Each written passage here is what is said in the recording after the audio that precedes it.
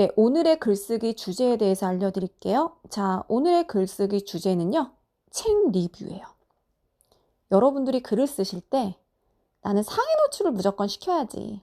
상위 노출을 굉장히 중요한 하나의 그 상위 노출을 시키는 것이 메인 목표가 된다면요, 아마 그 글은 상위 노출이 되지 않을 거예요. 네, 저도 글을 쓸 때 물론 저는 물론 상위 노출을 목적으로 쓰지만 그거는 메인은 아니거든요. 그러면 책 리뷰할 때 어떤 목적으로 리뷰를 하셨어요? 라고 저에게 물어보신다면요. 첫 번째, 사람들은 이 책을 무조건 읽어야 돼요. 왜냐하면 저는 이 책을 읽고 굉장히 변화가 있었거든요. 나처럼 이 책을 읽고 변화를 느끼고 싶은 사람들에게 이 책을 정말 꼭 추천을 해주고 싶은 거였어요. 이게 첫 번째예요. 자, 두 번째, 내가 작가랑 만나보고 싶었어요. 사실 인스타그램을 통해서 작가를 알게 됐고요. 이 작가랑 연락을 한번 해보고 싶은 거예요. 그런데 뭐 나 같은 사람이랑 연락을 하겠어요? 그쵸? 그래서 저는 인스타그램에 리뷰를 상당히 잘했어요. 아니나 다를까 그 작가가 저한테 DM을 보내고 선물을 주더라고요. 그리고 이 작가가 제가 블로그에 글 올린 것도 알고 있어요. 네, 그래서 저희는 인스타그램으로 인친이 되었어요. 네, 저의 글 쓴 의도는 뭐예요? 저는 작가랑 일단은 알고 싶은 거고요. 작가랑 연락을 하고 싶은 거예요. 이 작가를 SNS를 통해서 서로 인맥을 저는 형성하고 싶었던 거죠. 그랬을 때 성공을 했냐? 저는 성공을 했어요. 자, 나는 무조건 글을 상위 노출시켜야지. 그거의 목적이 아니에요. 이 글을 읽은 사람이 어떠한 반응을 보여야 돼요. 나는 이 글을 통해서 사람들에게 무엇을 전달해 줄 것이냐. 그 정확한 키워드로 들어온 사람이 이 글을 읽었을 때 과연 내 전달 의도대로 그 사람의 설득을 당했냐. 나는 그 사람을 설득을 했냐. 이게 중요한 거잖아요. 자, 한 사례로 드릴게요. 쌀국수집을 리뷰를 했는데요. 그래서 영양가 성분까지도 리뷰를 했어요. 그래서 어쩌라고 해요. 그래서 어쩌라고. 이 쌀국수집에 가서 먹으라고요?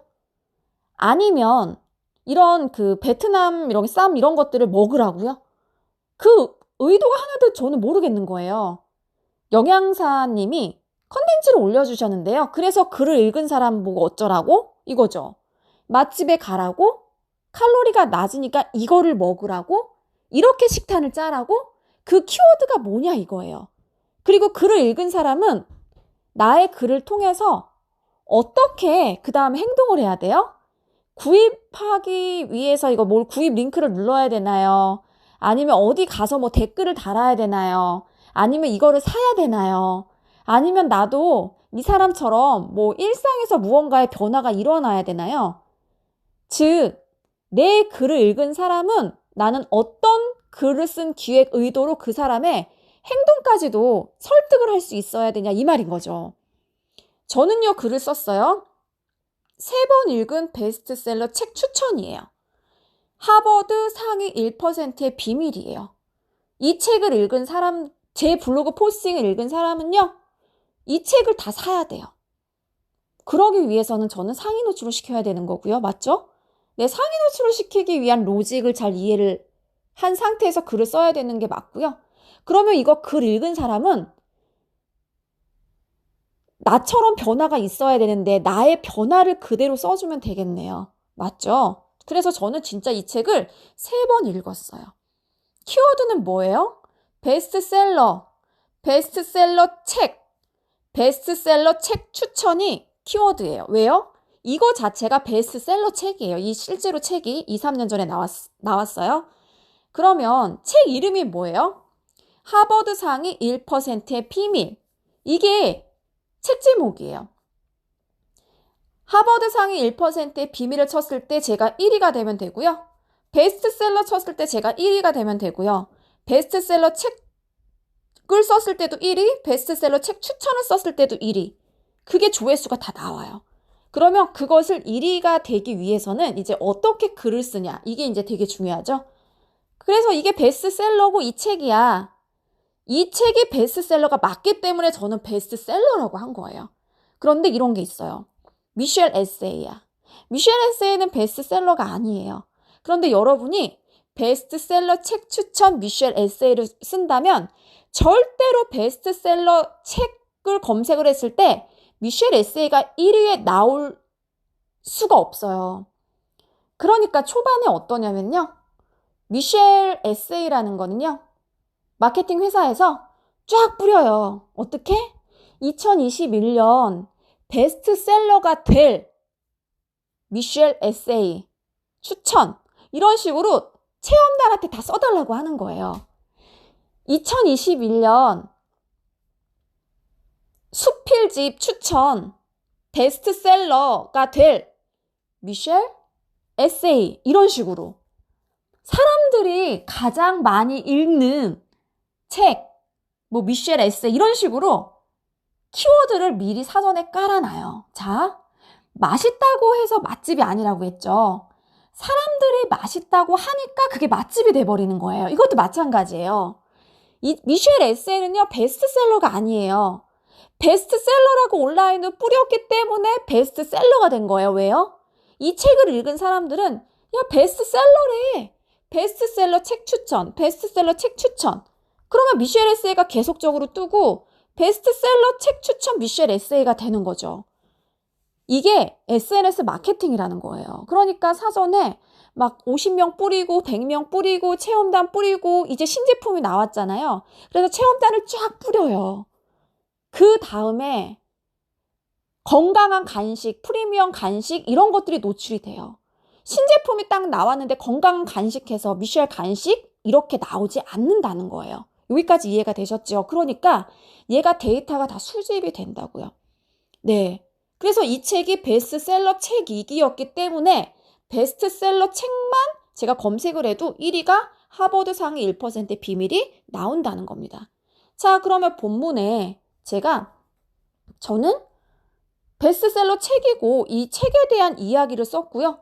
그래서 실제로 이 책을 인해서 제가 어떻게 변화가 됐는지에 대해서 썼어요. 그리고 맨 끝에 실제로 작가한테 인스타그램 DM 받은 게 있거든요. 네, DM 받은 내용을 썼어요. 자, 사람들은 여기 분명히 체류 시간이 되게 길을 거예요. 왜요? 이런 DM도 다 읽어볼 거 아니에요. 그쵸? 네, DM도 다 읽어봐요. 그리고 내용을 보면 얘 누구야? 분명히 이럴 거란 말이에요. 이렇게 들어왔어요. 그러면 위에 디지털 세상 가치 찾기 클릭 되겠죠. 자, 그 다음에 전체 글을 볼 거예요. 전체 글. 제목만 쭉 본다고요. 이렇게. 제목을 보고요. 사람들이 관심 있는 거를 클릭을 하는 거예요. 그런데 글 하나를 클릭하고 나가는 것과 글을 10개, 20개 클릭하고 나가는 거에 블로그 지수가 다르다는 거죠. 그러니까 여러분들이 글이 몇 개 없는데 내 글이 막 조회수가 펑펑 뜨고 이럴 수가 없어요. 왜 그러냐면 오더라도 읽을 수 있는 게 몇 개 없잖아요. 근데 지금 블로그를 운영하시는 분들은 그런데 사전에 딱 보고 들어와서 읽을 수 있는 글들이 굉장히 많아요. 그리고 제목을 보면 클릭할 수 있는 것들이 많아요. 그러니까 여러분들이 너무너무 이렇게 키워드를 모든 글에 잡아서 쓰지 말고요. 작정하고 상위 노출을 하는 글도 있지만 우리가 일상 글도 있어야 돼요.